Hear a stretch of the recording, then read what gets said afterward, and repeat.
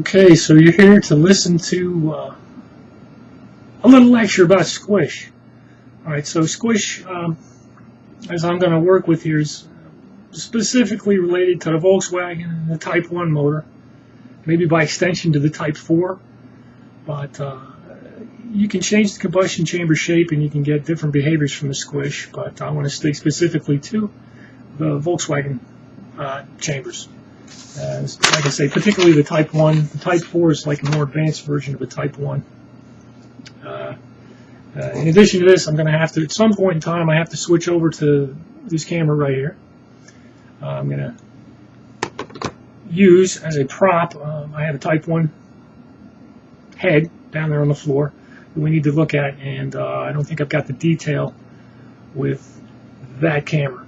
So before we go down there and look at that, the first thing you want to do, I would think, is take a look at what you probably imagine squish is. Hang on a second. So we have an intake valve.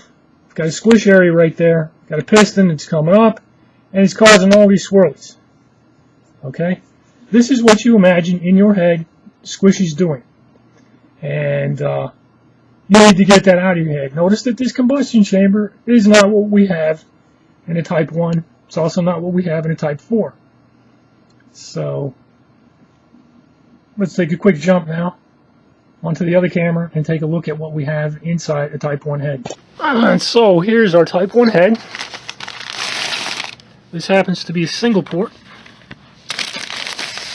and it has thousands and thousands and thousands of miles on it, as it is what I was running in my former 1415cc motor. And as you can see, there are kind of shiny areas around, right around the outside edge. This is where, of course, the cylinder would press up against the head, and you're not going to get much in the way of grease or carbon buildup if things are working properly.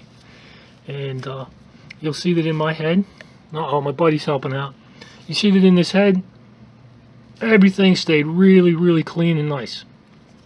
One thing I did that's a little bit non-standard, I had this thing, I think it may have had a lip at one point in time. They call it a step. Well, I had the step machined off, and I stuck 77mm pistons on this. In order to get that to work, I had to machine down the intake valves a little bit. The inside lip of a 77mm piston cylinder, sorry, will ever so slightly run across the inside of that right there.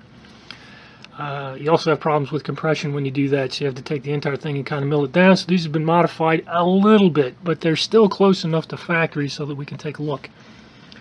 Now, on this side right here, you'll notice as I run my finger across, that's the lip of the combustion chamber.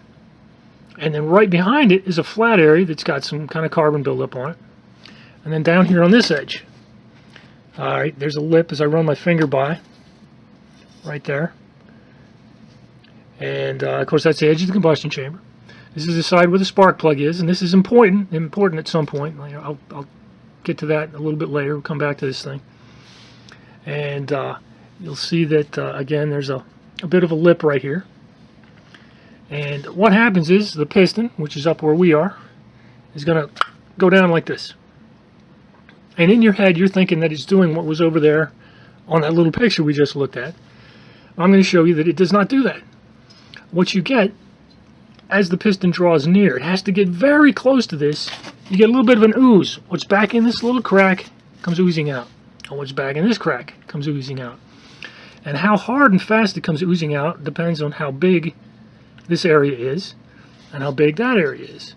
And if you look at these, you'll see that this area is slightly thicker right across through here than that one. And as you'll be able to see, I've got a nice spreadsheet for you to look at that contains some of these numbers, but you'll see that if you've got a fatter area, this will kick in before that one kicks in. This is the side of the spark plug. So I kick in on the spark plug side before I kick in opposite the spark plug, and that's important. I think the designers of this built it that way intentionally. Very clever of them. We'll see when you get into why it actually does this stuff. Alright, so let's move on a little bit, save what I got right now. Now, when I get further into the process, you have to understand that when the air comes through the combustion chamber, you know, of course, will flow past the intake valve. And as it goes through the intake valve, there's any amount of motion that gets put into things. We got the high-res camera up and running. Okay, like I say, when it comes in an intake valve, this is an open intake valve right there. Of course, it comes shooting in, and it just goes zip, zip, zip, zip, zip, zip. And this particular motion is what you call swirl. And that's the real term, believe it or not. It's called swirl. Now, on this particular side, we've got a different motion. I've got an open valve, and it comes through, and it goes the other direction. So I've got kind of this kind of motion. These two axes, the blue portions, are perpendicular to each other. And this perpendicular motion is called tumble. So you open your valve, piston comes down, you swirl in, you tumble in. Anyway, you get a lot of motion. And that's important. It's one of the concepts that when you get over to what they talk about on the Samba, that concept is key. Okay, here we are at the front page of the Samba. So, of course, this is where I started with my swirl stuff. I said, I'd like to know some stuff about swirl. So you come over here to the forums, and you go into search. And the keywords for my search are going to be squish. And, just for the heck of it, I'd like to understand, how squish relates to RPMs, right? So I put in squish, and I put in RPM. And I come down to the search button. And I pop the search button, and up come a bunch of topics. Over here, this is in performance, engine, and transmissions. That's a good place to start. Those are really good. You want to see whether or not something is recent. Most recent post, November 19th, so this is fairly recent. And as a matter of fact, this is the one that got me interested in it. This is called Squish and RPM. And we click on Squish and RPM. And we start with this dude, Z999, and he's over in Great Britain somewhere, I believe. And he's interested in his Type 4 engine. It's legit. Okay, he's not quite a Type 1, but he's got the concept is similar. Our combustion chambers are close enough that it'll work. And over here, he's interested in squish. Tighter squish, you're going to get higher quality fuel mix. I am. And he's reading and reading and reading. I'd still like to understand revs and squish. So here you are. You're running through the Samba. You'd like to be informed, and you just keep going, and there's no information, no information. So rather than reading just a whole bunch of individual items, I've come across this particular section here. This comes after the piece that I put in here. So this is kind of a follow-up to what I did, and a restatement of the accepted wisdom of the VW community. Let's see, so basically his point number one here, he mentions that he can cite a reference or two if you'd like. I don't really care. Anything that he can find, I can find a counter reference. Passenger cars that didn't use squish, they were underpowered, inefficient, R&D was likely canceled. The trick is, it's like, yes, squish does what it does, and he believes it does what it does, and it does work. But he understands it for the wrong reason. So there's nothing really wrong with number one. Peak cylinder pressure, 13, 14, 15 degrees. This is a good observation. Our combustion chambers are not that efficient. I don't believe that we hit peak at this point right here. We're probably closer to 20. But that's okay. Mixture is likely not continuing to swirl or tumble. All right, let me address that right now. First of all, the velocity at about 3,000 RPM coming into the piston and cylinder is around 130 feet per second, and the amount of time it takes for the piston to go from the bottom to the top is about 1/100th of a second. So this guy's basically saying that an input velocity at 130 something feet per second, which is approximately 90 miles an hour, is going to go from 90 miles an hour to 0 in 1/100th of a second. Not going to happen. Literal stuff like that, physical impossibilities are simply non-existent in the belief structure of your typical VW guys. You have to suspend your typical belief. You have to open your mind to the possibilities that there are physical arguments against this stuff. He is right here with a 3/10 to 5/10 of an inch for the beginning of the squish effect. Continued agitation. Again, this goes back to that graphic where the piston is going swoosh. Continued agitation. It does not do it. Get to my spreadsheet. Take a look at that. It does not do that. Agitation, what keeps the fuel suspended? No, it does not. Agitation through the intake port is what does it.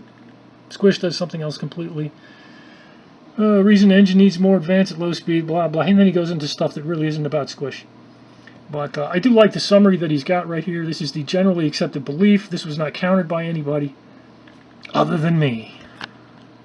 Somebody has actually come down in here and they found something from some other website and decided to post it in here, as though this is the authority. Hey, I dug it up somewhere else and I'm going to throw it into the Samba. Okay, the squish effect itself is minor. This plane has a net effect of squish and quench. It is doubtful this will ever amount to more than a few horsepower in any street application. A few horsepower sounds like a lot. I mean, if you only need 25 horsepower to go down the road and you get 3 more horsepower, that's a lot. That's a big...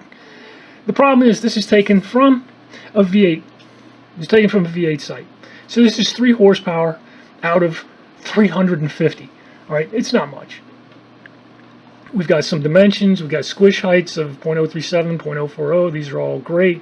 Of course, it's authoritative. If you happen to mention in your posting the late Smokey Yunick, fantastic.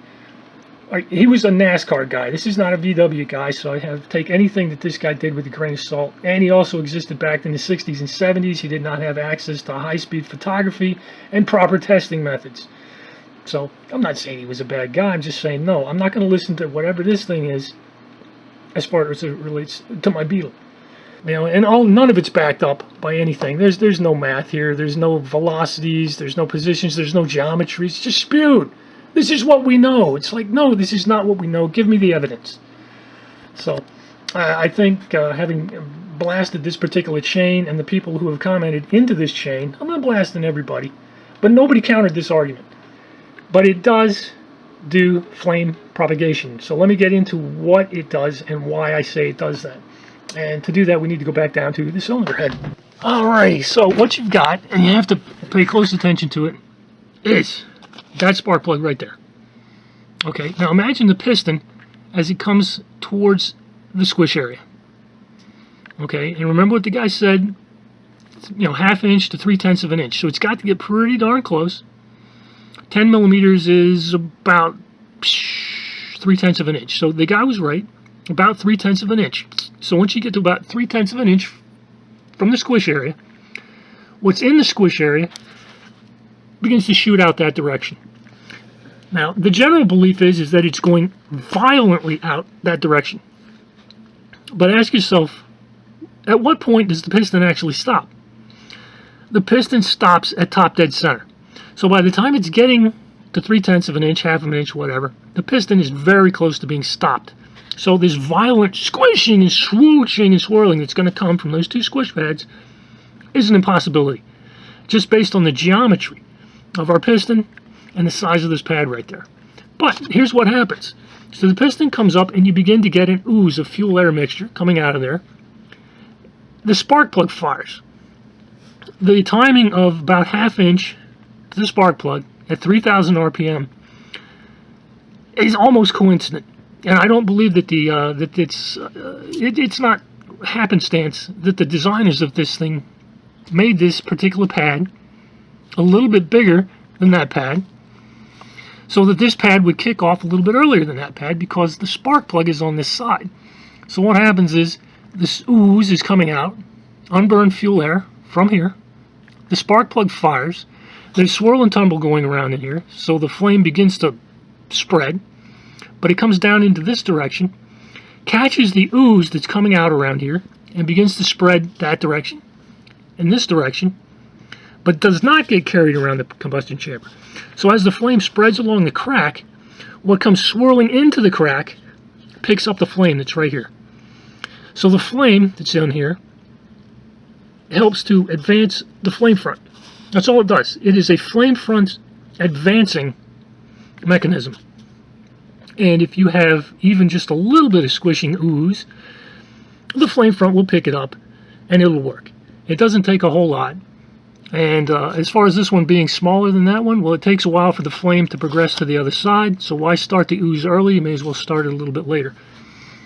And so anyway, you're like, yeah, you're just speculating. I'm like, no, I got actual numbers. You can actually look at the physical numbers up here on a spreadsheet. But this is my squish spreadsheet. So what I've got a 76 millimeter crank. I've got a 137 millimeter rod. That squish pad is approximately 10 millimeters wide. I forget what my 7.5 is.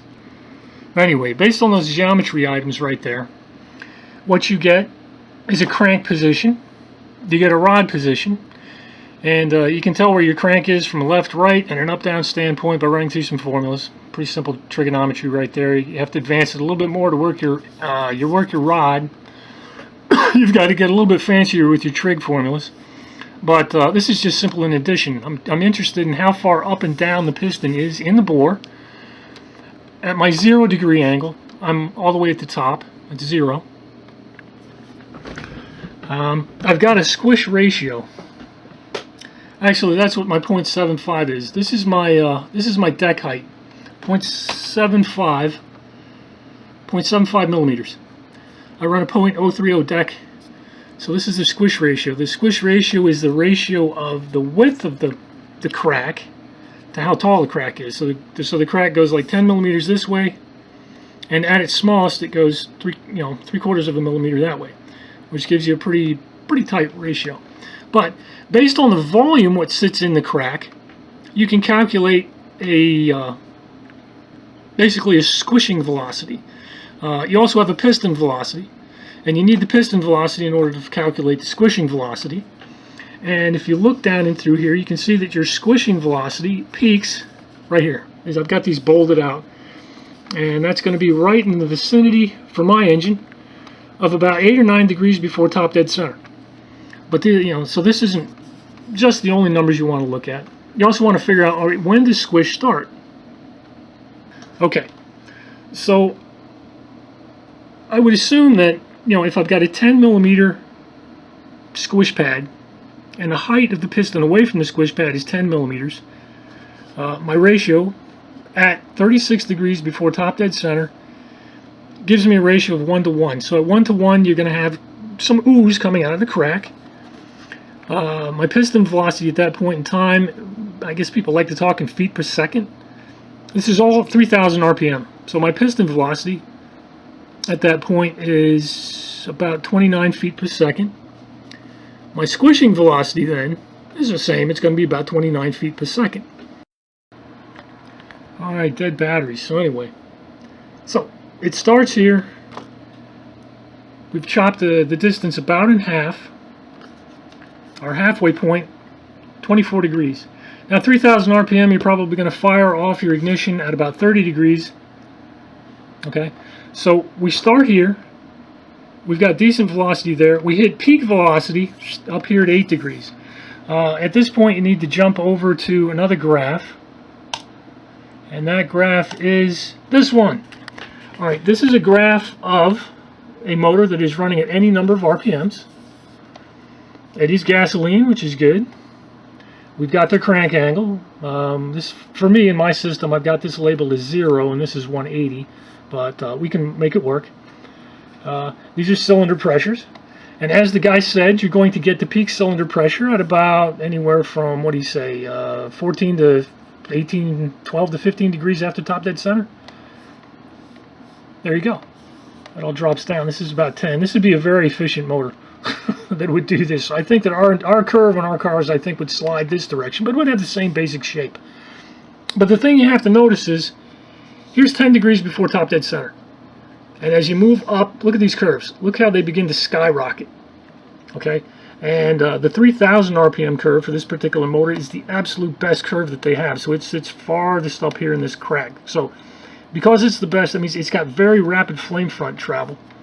And as you get to this 10 degrees and you're skyrocketing, what's happening is you're building up pressure in your combustion chamber. The flame has started. You would have kicked it off, at least in my car, I would have kicked off my flame at 30 degrees before top dead center. It would be out in about this area right here. So the flame starts here and begins to push up and begins to advance rapidly as it goes up to here. So you've got enough of a seed during this part right here. So this is the part right here where your squish is effective. And look how small it is. Okay? I fire off right here. The flame comes down, picks up the squish area, begins to go left, go right. The squish the swirling left over from the intake charge picks up the flame and carries it. As the pressure rises in the combustion chamber, there is no corresponding pressure rise inside the crack. So you begin to get a reversion into the crack, and what's inside the crack then does not burn. Alright, problems with the camera. Okay, where did I leave off? One of the reasons why I was running such a small squish height is that when this pressure rise happens, it happens in the combustion chamber. So let's assume the combustion chamber's, just draw on the screen, combustion chamber, squish area, it builds up in the combustion chamber. What happens in the squish areas? Nothing. So the pressure rise here pushes fuel air back into your crack. It stops. You've got reversion. Simple. It stops. So we've got an area where it starts. So, we can show from a geometry standpoint that the squish starts at a certain part. It's in the vicinity of 30 degrees. That's physically 30 degrees. It's not dependent on how fast the car is running. It is a geometry dependent item. It's just like from the geometry, we know that the piston gets within this particular range at a particular point. And you can calculate that with a spreadsheet, and I've done it for mine. I could do it for yours. You want me to put your numbers in? I can put your numbers in. It stops because of the pressure rise. So anyway, I think where I left off was I was saying, okay, we have a starting position. So we started about where we got down here at about the squish pad. The gap ratio was 1 to 1. We continued through 2 to 1. We continue on up to peak, which happens around, like I said, 8, 9. It's closer to 10. Got 10 highlighted now. Made a little change there. So this is when the spark plug fires with that band. This is where I figure reversion will stop the process. Spark ignition, reversion halt. This is 20 degrees. And so that's it. So if you've got 20 degrees to have your squish, that gives you a duration for the squishing, 0.00116. This is around 1,000th of a second. So that's it. I've got 1,000th of a second for that flame front to get boosted. One other little tidbit is, if you look at this velocity over here, of the initial, the squish velocity that's happening over here when the spark plug fires, and given this duration between here and here, this initial velocity will cover a grand total of about 12 millimeters. So you've got this little puff that comes out.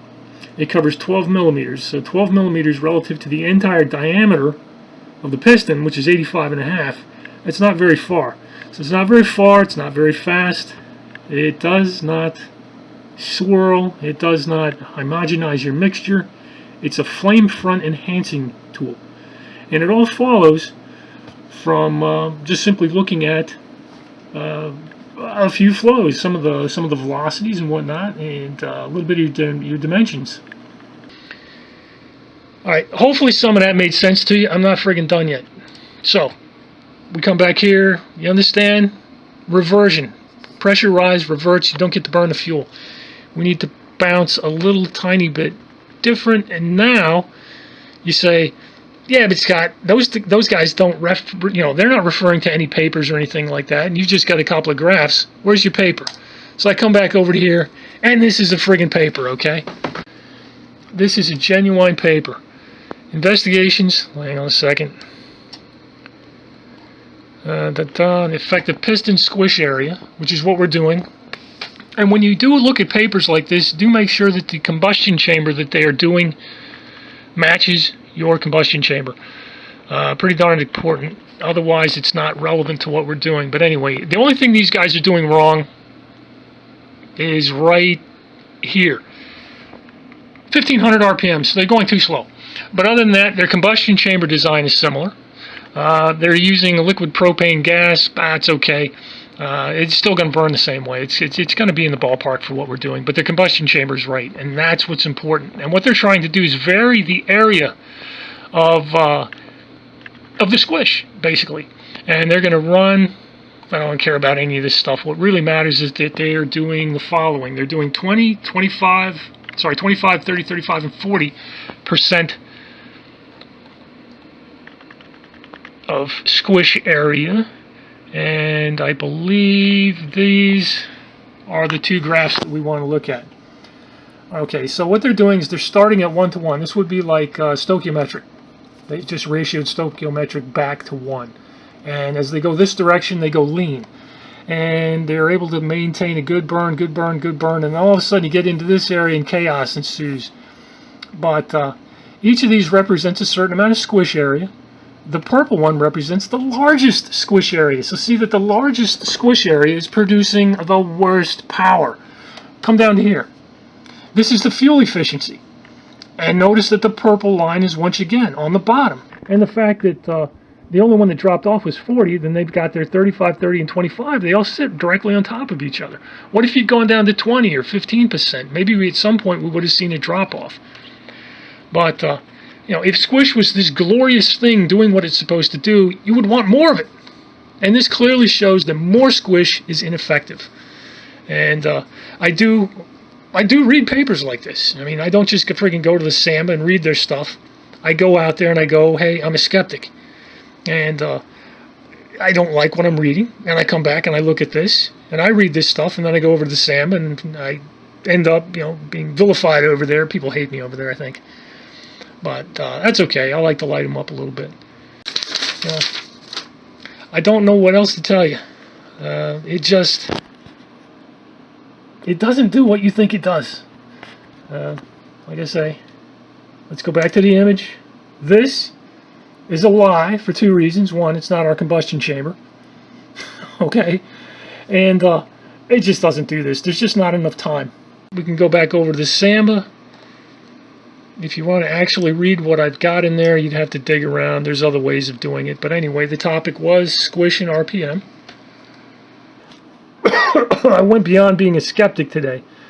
And today I became the VW heretic, because I'm sure there's a lot of you who just flat out would listen to what I said and go, no, you're full of crap, Scott. And I'm not sure how I'm going to edit that one out. I guess if you've actually survived to this point, you know how to edit that out. Where it ended up. But, that's my take. I'm not in agreement with a lot of what's said over there on the Samba as far as that stuff goes. Does it really impact anything? Nah. No, it doesn't. You need a little bit of squish. I think it's a characteristic that the guys who designed that combustion chamber expected you to use. You don't want to get away from it. I've seen pictures of, like, the Berg semi-Hemi. No way in hell would I run something like that. No way. It's just crazy. I mean, you need to design a chamber like that in conjunction with your intake ports. And you can't do that with a Volkswagen Type 1 head and expect to get really good stuff out of it. Maybe if you're a racer and you need the volume because you got a gargantuan 2.3 liter motor or something like that. But for the mileage guy, get out of town. Just leave it the way it is. You got a little bit of squish. Keep it tight. Thanks for getting to this particular point. I hope it made sense. If I wasn't clear about something, put a little note down there. And I think I'm done with the squish. So long for now.